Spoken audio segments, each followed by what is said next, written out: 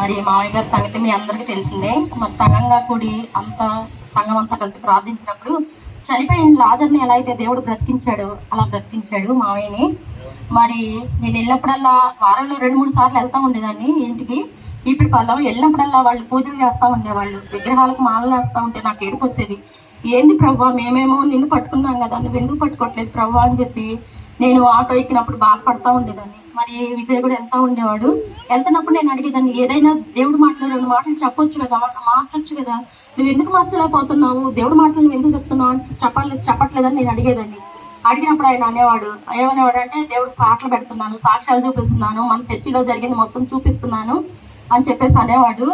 మరి మన చర్చి ప్రతిష్ట జనవరి 16 జరిగింది. 17వ తారీఖున ఆటోలో మేము వెళ్తున్నప్పుడు మరి పాస్టర్ గారులతో కలిసి నేను చీరాల దాకా వెళ్ళాల్సి వచ్చింది ప్రయాణంలో.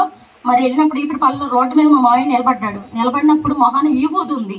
నాకైతే చాలా బాధ వేసింది. ఏంది ప్రభువా, మేమేమో ప్రార్థన చేస్తున్నాం దేవుని సన్నిధిలో, మరి పాస్టర్ గారు వెంటనే అడిగారు, ఏందమ్మా బొట్టు పెట్టుకున్నాడు కదా మా మావయ్య అన్నప్పుడు నేను చాలా బాధపడి దుఃఖపడ్డాను అనమాట. హాస్పిటల్కి వెళ్ళిన తర్వాత మరి ఆ బాధనంతా దేవుడు చూచాడు.